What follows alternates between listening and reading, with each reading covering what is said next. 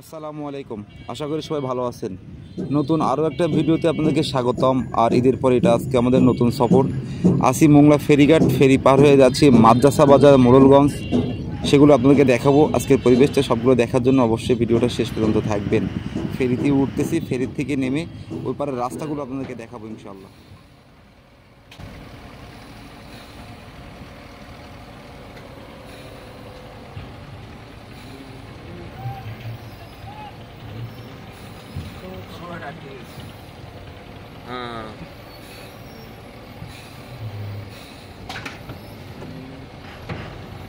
Done.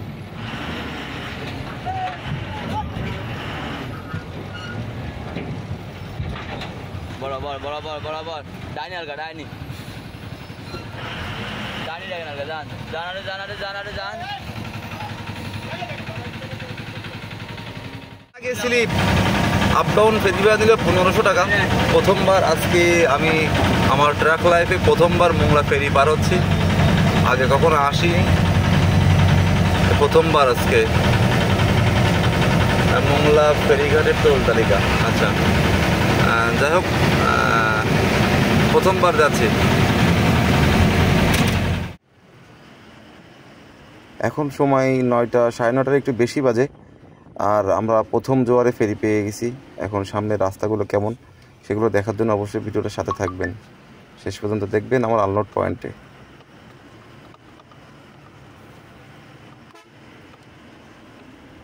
High সড়ক, Abdul high সড়ক, যা প্রথমবার যাচ্ছি আনলোড পয়েন্টে। যে আবার আপনাকে দেখাবো কোথায় আসলাম প্রথমবার। আমি প্রথমবার আসলাম যে জায়গাটায় আসি, জায়গাটার নাম হচ্ছে দামে খণ্ড, মোড়লগঞ্জ। এইখান থেকে রাস্তা হচ্ছে 25 কিলো না 26 কিলো দেখলাম। এই যে মোড়লগঞ্জ 27 কিলো রাস্তা করে বাকি আছে। কিন্তু পার্টি আমাকে বললো মোংলা ফেরি পার হয়ে ওখান থেকে 17 কিলো রাস্তা মাদ্রাসা বাজার, লক্ষ্মীখালি হয়ে মাদ্রাসা বাজার। এখন তাহলে এখান থেকে যদি হয় 17 কিলো, মোড়লগঞ্জ থেকে আসাটা সহজ হতো। রাতে ফেরিতে এসে সিরিয়ালে পড়লাম। কটা বাজে আসলাম ফেরিতে? 3টার আগে তো আসলাম ফেরিতে। জোয়ার ভাটার সমস্যা এই ফেরিতে, যার কারণে ফেরি পাইনি, ভাটি ছিল। সকাল 9টা বাজে ফেরি পাইলাম, মানে ওখানে ভাটি হয়ে। এখন কেন পার্টি আমাকে এই রাস্তা দিয়ে আসতে বললো সেটা যাওয়ার পর ওনার সাথে সাক্ষাতের কথা বলে জানতে পারবো। ইনশাল্লাহ এই ভিডিওতে আমি সেটা বলবো কেন পার্টি আমাকে এদিক দিয়ে আসতে বললো। Kushtia Mariam super cement sheet থেকে মাদ্রাসা বাজার, মোড়লগঞ্জ মাদ্রাসা বাজার, কিন্তু আসলাম মোংলা হয়ে। বিষয়টা জানতে হবে ভালো করে। দেওতলা বাজার তো যা লাগবে। দেওতলা বাজারে গাড়ি নিয়ে ঢুকতে পারবে? মেইন সমস্যা আমার বাড়ি ঢোকা যাবে।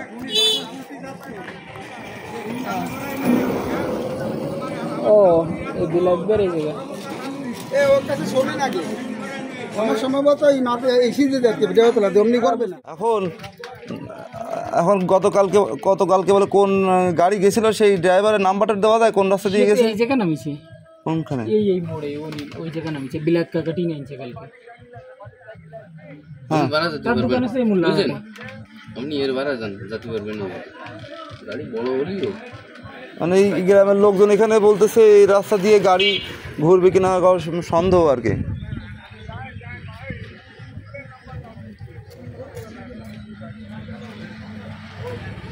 টুসুল ভাই ইভেন্টটা আইছে আগে?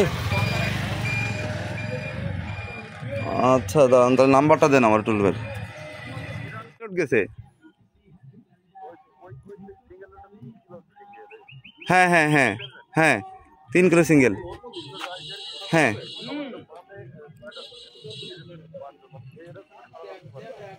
হ্যাঁ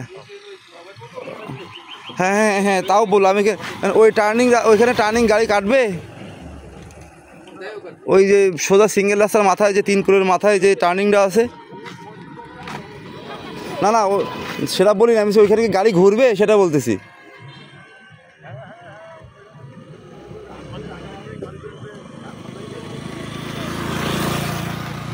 আমি বুঝতে পারছি ওই যে 3 কিলো সিঙ্গেল যাওয়ার পরে এখানে একজন স্থানীয় ভাই বললো যে ভাই ওইখানে গাড়িটা ঘুরবে কিনা, আমাদের সন্দেহ আছে কারণ বড় গাড়ি তো।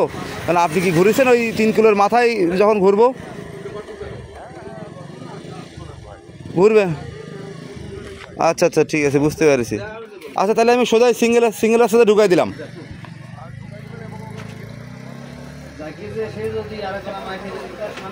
বুঝতে পারছি, ঠিক আছে ঠিক আছে ভাই। আচ্ছা হ্যাঁ হ্যাঁ বুঝতে পেরেছি।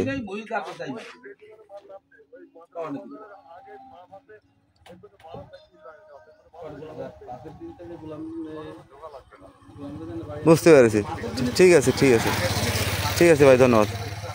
বুঝতে পেরেছি, ধন্যবাদ ভাই, ঠিক আছে। হ্যাঁ হ্যাঁ ঠিক আছে ভাই, ঠিক আছে।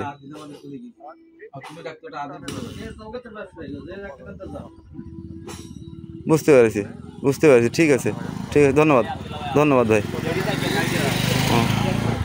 ঠিক আছে ঠিক আছে ভাই, আমাদের গাড়ি গেছে এই রাস্তা দিয়ে, তাহলে ভরা যাবে, সমস্যা নেই। গাড়ি গেছে বললো। ঠিক আছে ভাই, ধন্যবাদ। হ্যাঁ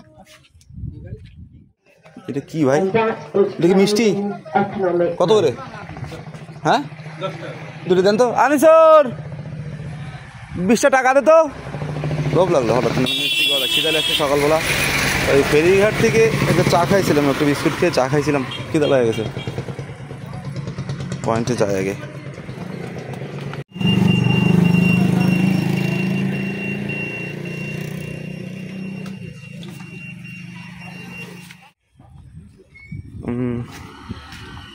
বিষয়টা সর্বশেষ সিদ্ধান্ত যেটা বুঝলাম, মোড়লগঞ্জ দিয়ে আসলে ওখানে একটা ব্রিজের সমস্যা আসা যায় না, কারণ আমি মোড়লগঞ্জ দিয়ে কেয়ার বাজার পর্যন্ত আসছিলাম আগে। আর এই রাস্তা দিয়ে গেলে এটা রায়েন্দার রাস্তা, এই খাড়া ব্রিজটা থেকে টার্নিং নিলে মানে ওখানেও একটা রাস্তা কাজ করতেছে, সেখানেও সিঙ্গেল যাওয়া যায় না। এই জন্য আমাদের এই সিঙ্গেল রাস্তা দিয়ে যেতে হবে। এখানে 3 কিলোর মাথায় আবার ডাইনে টার্নিং, শুনে শুনে যেতে হবে। দেখলেন তো পরিস্থিতি।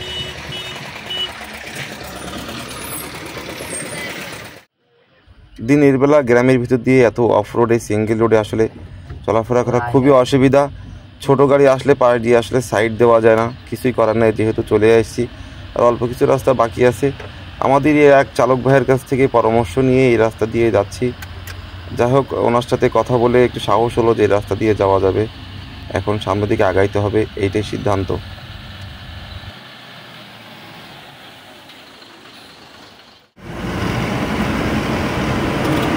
এই সামনে থেকে আর 170 মিটার সামনে থেকে ডাইনে যেতে হবে, ম্যাপে দেখতেছি আমি, আর পরামর্শ তো নিবই। উত্তর পশ্চিম দিকে মুখ করে এগিয়ে যান, 200 মিটারের এগিয়ে ডান দিক নিন। এমন একটা পরিস্থিতি।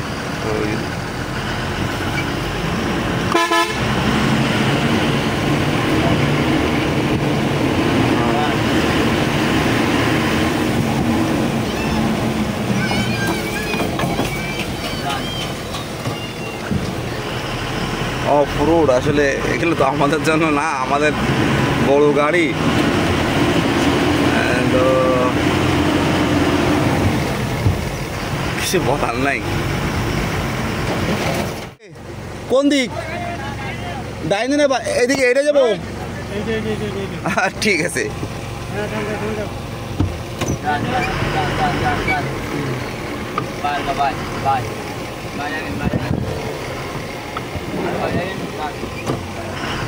এই ভ্যানটা কার? বড় রাস্তায় উঠে আবার ডাইনে যাবো?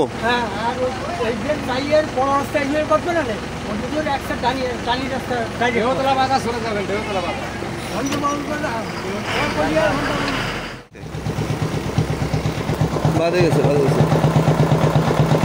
যাবে না?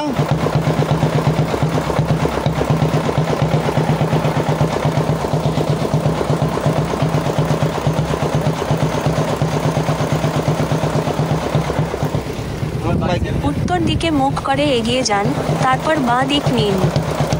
আচ্ছা হয়েছে বারা।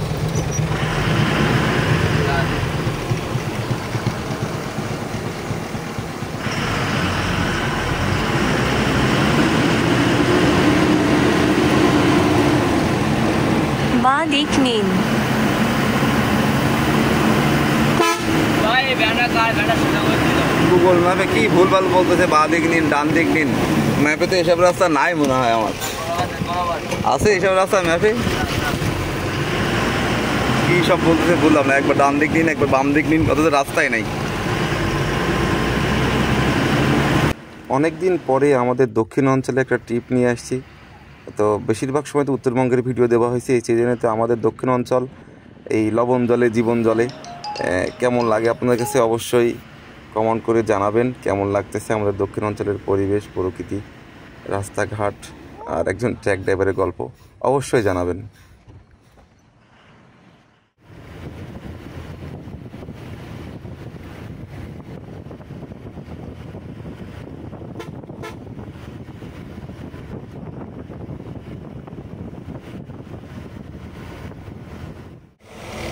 এখানে খুব সুন্দর পাহাড়ি এলাকা, যেহেতু লবণাক্ত এলাকা। আর কি লিখছে নদীর পাড়ে মাটি দিয়ে, পানি পাওয়াই কষ্টকর। পানি আনছিলাম আমি কুষ্টিয়া থেকে, পানি শেষ হয়ে গেছে। ফিল্টার যেতে পেয়ে গেলাম ওখান থেকে, আমি সেটা বললাম জানি স্যার অত পানি ভরে নিয়ে নে, ঠান্ডা পানি খাই ভালো লাগবে। এদিকে গরম, প্রচুর রোদ, গরম। পরিবেশটা তো দেখতেছি নি, একেবারেই শেষ সীমানা। রাস্তাও কি বলবো আর।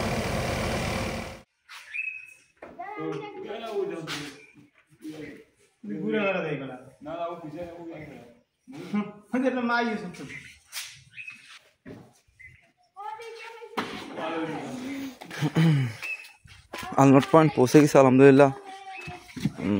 আসলে একটা কথা বলে না, লবণ জলে জীবন জলে। এই অঞ্চলটা এরকম, সবই লবণাক্ত। এখানে গোসল করছি, ওই যে একটা ছোট ঘাট আছে ওখানে গোসল করলাম। খুব একটা লবণ না, মানে ঠান্ডাও আছে যেহেতু ওইখানে ছায়া আছে, এই জন্য গোসলটা করলাম। গাড়ি ক্যাবিনে ত্রিপল দিয়ে রাখছি মানে ঠান্ডা রাখার জন্য, প্রচুর গরম হয়ে যাচ্ছে উপর থেকে। এখন খাওয়া দাওয়া করতে যাব, ওই যে মাদ্রাসা বাজারে নাকি হোটেল আছে সেখানে খাওয়া দাওয়া করতে যাব। তো আলহামদুলিল্লাহ আলনট পয়েন্টে পৌঁছে গেছি। আর খাওয়া দাওয়া শেষ করে আসি। আলনট হোক বিস্তারিত কথা কিছু আলোচনা আছে, ইনশাল্লাহ ভিডিও শেষে আপনাদের সাথে আলোচনাটা করব।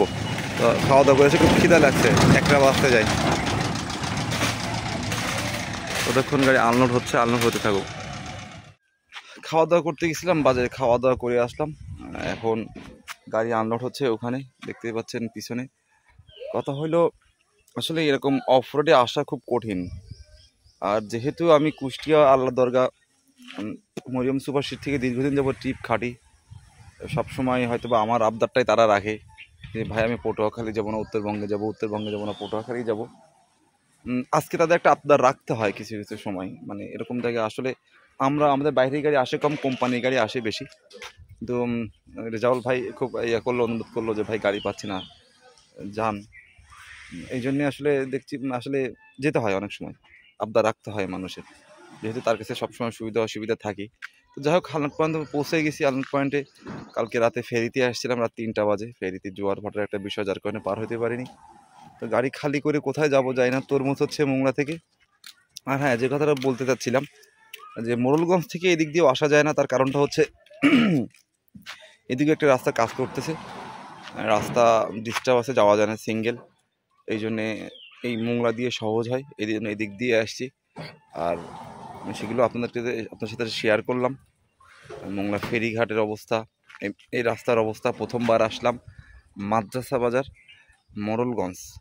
তো যাই হোক এই ভিডিওতে যতটুকু পারি এই সফরে আপনাদেরকে দেখানোর চেষ্টা করলাম, বলতে বলে ক্ষমা করবেন। ইনশাল্লাহ আপনাদের সাথে আবার দেখা হবে নতুন আরেকটা ভিডিওতে, সেই সময় পর্যন্ত সাথে থাকবেন। আল্লাহ হাফেজ, সালাম আলাইকুম।